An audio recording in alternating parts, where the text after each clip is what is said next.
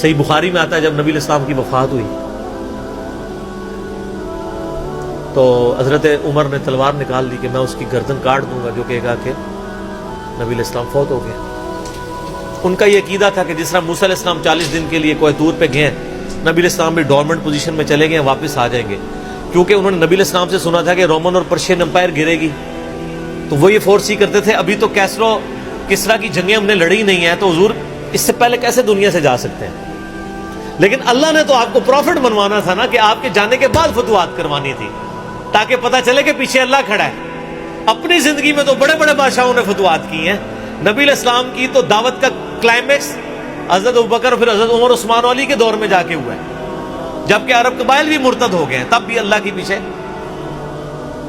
Support تھی۔ والذی ارسل رسولہ بالہدی ودین الحق لیظہرہ علی الدین کلہ ولو کرہ المشرکون، اللہ نے اس کو دین کو غالب کرنا تھا۔ تو بخاری کے الفاظ ہیں، حضرت عمر نے کہا میں اس کی گردن اتار دوں گا۔ حضرت ابوبکر آئے، انہوں نے حضرت عمر کو دیکھا، اگنور کر کے سیدھا حجرہ عائشہ میں گئے، نبی علیہ السلام کے مبارک کفن کو ہٹا کے آپ کے ماتھے پہ بوسہ دیا اور کہا یا رسول اللہ آپ پہ 2 موتیں جمع نہیں کرے گا، ایک موت تو سب کے نصیب میں ہے، اب تو ہمیشہ کی زندگی آپ کو اللہ نے آخرت کی دے دی ہے۔ اور پھر باہر نکلے، حضرت عمر کو کہا کہ عمر بیٹھ جاؤ، حضرت عمر نے بات نہیں سنی، تو حضرت بکر ممبر کی طرف چڑھے، ممبر پہ چڑھے اور لوگوں سے کہا کہ عمر کو اس کے حال پہ چھوڑ دو۔ حدیث کے الفاظ ہیں کہ لوگ حضرت بکر کا ریگارڈ باقی اصحاب سے زیادہ کرتے تھے، حضرت عمر کو تنہا چھوڑ کے لوگ حضرت ابوبکر کی طرف متوجہ ہو گئے۔ پہلے وہ جو سارا میلہ ان کے گرد لگا تھا شفٹ ہو گیا، تو انہوں نے حمد و صلات کے بعد انہوں نے کہا اما بعد فمن کان یعبد محمدا فان محمد قد مات۔ سر کلیجے پہ کتنا بڑا پتھر رکھا ہوگا حضرت ابوبکر نے جملہ بولتے ہوئے کہ جو محمد کی عبادت کرتا تھا وہ جان لے کے محمد کو موت آ گئی ہے۔ ومن کان یعبد اللہ، اور جو اللہ کی عبادت کرتا ہے وہ جان لے ان اللہ حی لا یموت، اللہ زندہ ہے، اللہ کو کبھی موت نہیں آئے گی۔ کیا توحید کی تعلیمات ہیں، حضور کی میت کے اوپر حضور کے فضائل نہیں بیان ہو رہے، توحید بیان ہو رہی ہے۔ Point to be noted. کیوں؟ سر پہلے نہیں انسانیت نے رسک لیا، دنیا کا سب سے بڑا شرک ایک پیغمبر کے نام پہ تو کھڑا ہوا ہے، عیسیٰ ابن مریم کے نام پہ۔ نبی علیہ السلام کو عیسیٰ ابن مریم نہیں اللہ نے بننے دیا۔ ایسے تربیت یافتہ وہ صحابہ جو کل تک آپ کے وضو کا پانی نیچے نہیں گرنے دے رہے تھے، آج وفات پہ کھڑے ہو کے فرضی خطبہ دے رہے ہیں۔ جو محمد کی عبادت کرتا تھا جان لو محمد کو موت آ گئی ہے، جو اللہ کی عبادت کرتا تھا جان لو اللہ زندہ ہے۔ پھر آیت بھی پڑھی، صرف فرضی جملہ نہیں بولا۔ آپ تو کہہ رہے ہیں شرک ختم ہو گیا، حضرت ابوبکر جب شروع نہیں ہوا تھا اس وقت بھی کہہ رہے تھے کہ نبی علیہ السلام کو کسی نے خدا نہیں بنانا، کیونکہ بخاری کی حدیث ہے، دیکھنا میری شان کو اس طرح بلند نہ کرنا جس طرح عیسیٰ ابن مریم کو لوگوں نے کیا۔ میں اللہ کا بندہ اور اس کا رسول ہوں، مجھے اللہ کا بندہ اور اس کا رسول ہی کہنا۔ سر وارفتگی، دیوانگی، عشق کی ساری کیفیت حضور کی وفات کے بعد بالکل چینج ہوگی۔ صحابہ ہونا تو چاہیے تھا جو وضو کا پانی نہیں گرنے دے رہے تھے جا کے قبر کی مٹی چاٹنا شروع کر دیتے، ایسا نہیں ہوا۔ وہ تعلیمات کی باؤنڈریز کو کراس نہیں کرتے تھے۔ تو پھر انہوں نے آیت پڑھی، سورہ آل عمران آیت نمبر 144، وما محمد الا رسول قد خلت من قبلہ الرسل افئن مات او قتل انقلبتم علی اعقابکم۔ محمد تو نہیں مگر ایک رسول ہی، اگر یہ فوت ہو جائیں یا دین جو جنگ میں قتل کر دیے جائیں، شہید ہو جائیں، کیا تم دین سے الٹے قدم پھر جاؤ گے؟ جو کوئی دین سے الٹے قدم پھیرے گا اللہ کا کوئی نقصان نہیں کرے گا اور اللہ ثابت قدم رہنے والوں کو جزا دے گا۔ پھر سورہ الزمر کی آیت نمبر 30 پڑھی، انک میت وانہم میتون، اے نبی تمہیں بھی مرنا ہے اور ان کو بھی موت آنی ہے تمہارے مخالفین کو، پھر تم اللہ کے حضور جھگڑو گے، اللہ تمہارا فیصلہ کرے گا۔ یہ سیدنا ابوبکر کی حضور کی وفات کے وقت استقامت تھی۔ پھر جھگڑا کھڑا ہو گیا، حضور کو دفنانا کدھر ہے؟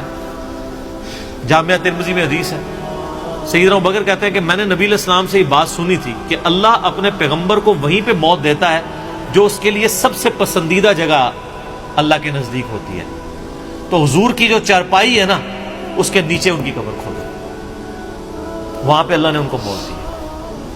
پہلے صحابہ میں رائے نہیں طے ہو رہی تھی کہاں دفنانا۔ پھر سنن نسائی الکبریٰ کے اندر پورا وفات النبی چیپٹر ہے، سنن ابن ماجہ میں بھی موجود ہے کچھ حصہ اس کا۔ پھر لوگوں نے پوچھا کہ نبی علیہ السلام کا جنازہ ہوگا؟ انہوں نے کہا ہاں ہوگا۔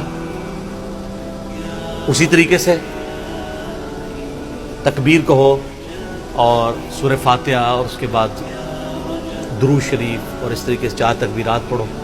لیکن ایک فرق تھا کہ نبی علیہ السلام کو پروٹوکول صحابہ نے دیا ہے کہ آپ کی جو جنازے کی نماز ہے نا وہ جماعت کے ساتھ نہیں ہوئی۔ صحابہ نے یہ پروٹوکول دیا کہ حضور کی میت کی موجودگی میں بھی کوئی شخص امامت نہ کروائے۔ حجرے میں ایک طرف سے لوگ داخل ہوتے تھے، اکیلے اکیلے جنازہ ادا کرتے تھے، اور ڈیٹیل میں آتا ہے 2-3 دن تک جنازہ ہوتا رہا۔ پہلے یعنی مرد داخل ہوئے، اس کے بعد بچے، غلام، پھر عورتیں، اس طریقے سے سب نے جنازہ پڑھا۔ ظاہر ہے 1 لاکھ سے زیادہ لوگ تھے جنازہ پڑھا۔ اس موقع پہ بھی سیدنا ابوبکر کی آپ استقامت دیکھیں، ورنہ حضرت عمر کتنے سٹرانگ اعصاب کے مالک تھے، ان کی حالت آپ دیکھ لیں۔ جب ضرورت پڑی ان کے مضبوط اعصاب کی تو کولیپس کر گئے۔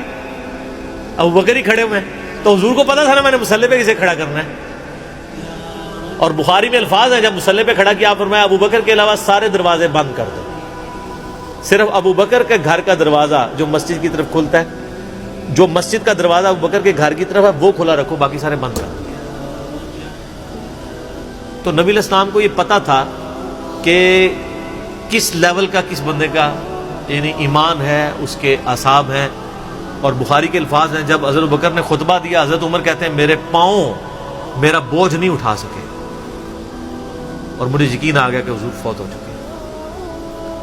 یہاں قرآن و حدیث سن کے کسی کے کان پہ جوں تک نہیں دنگتی، وہاں پہ حضرت ابوبکر کا خطبہ اور آیات سن کے حضرت عمر کہہ رہے ہیں کہ میرے پاؤں میرا بوجھ نہیں اٹھا سکے، کہ یہ تو واقعی تو قرآن کی آیت۔ اور اس میں بخاری مسلم صحیح بخاری میں الفاظ ہیں کئی دن تک ہم جب بھی صحابہ ایک دوسرے کو ملتے تھے تو یہی آیت سنایا کرتے تھے، وما محمد الا رسول قد خلت من قبلہ الرسل افئن مات او قتل انقلبتم علی اعقابکم، کہ محمد تو نہیں مگر ایک رسول، انہیں بھی تو موت آنی ہے، تاکہ ہمیں یہ یقین آ جائے کہ حضور دنیا سے چلے گئے۔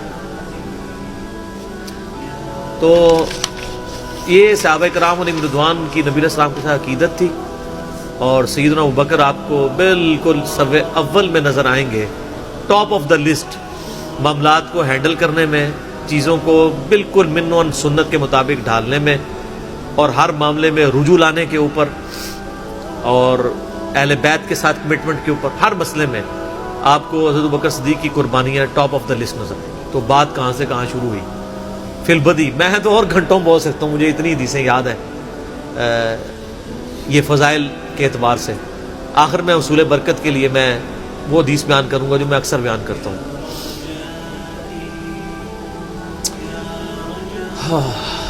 عبداللہ بن عباس رضی اللہ تعالیٰ عنہما کہتے ہیں، بخاری اور مسلم دونوں میں ہے، کہ سیدنا عمر کی میت رکھی ہوئی تھی اور لوگ آ کے ان کی میت پہ سلام پڑھ رہے تھے، اور اپنے اپنے انداز میں خراج تحسین پیش کر رہے تھے کہ اس شخص کی وجہ سے اسلام کو کیا عروج ملا۔